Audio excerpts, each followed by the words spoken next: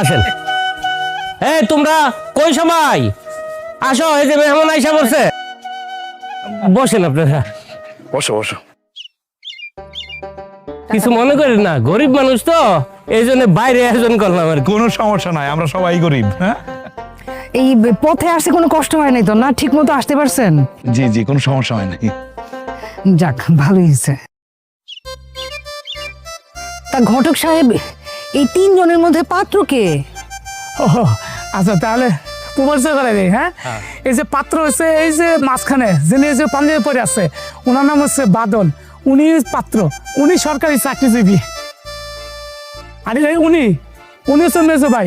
উনি কৃষির উপর পড়াশোনা কইরা এখন নিজেদের জমি জমা দেখভাল করতেছে উনি। আর এই যে এই পাশে যিনি, উনি হচ্ছে ছোট ভাই অন্তর। উনি ঢাকা ইউনিভার্সিটিতে পড়াশোনা করতেছে। তাই নাকি? মাশাল্লাহ মাশাল্লাহ।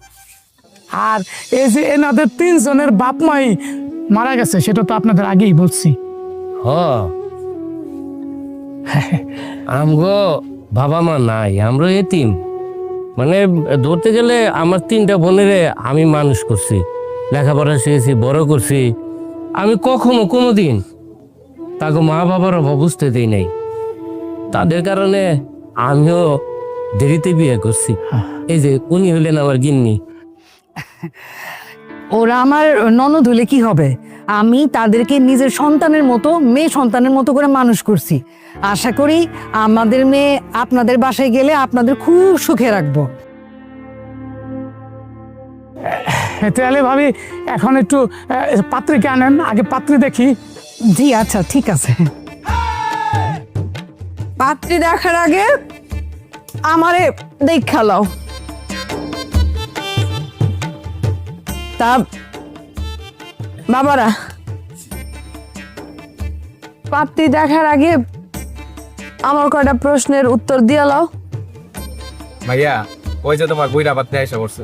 হ্যাঁ বান্দর ছাড়া এত কত কাউকা, তুমি তো এই পাকার আগে কাছ থেকে দেপাস করে পড়ে গেছো। তা আমার দেখা কি তোমার কাছে বুড়া মনে হয়? না না না, আপনার দেখে তো বুড়ি মনে হয় না, আপনার দেখে মনে হয় একদম কচি খুকি। তা আপনার পরিচয়টা দিলে খুব খুশি হইতাম। আমি হইলাম গিয়া পাত্রীর দাদি। তবে নাতনি দেখার আগে তিনটা প্রশ্ন করবো তোমা করে। সেই প্রশ্নের উত্তর যদি দিতে পারো তাইলে দেখামো, আর নাইলে মনে করো চলে যেতে হইব। থাক না। থাকবো কেন?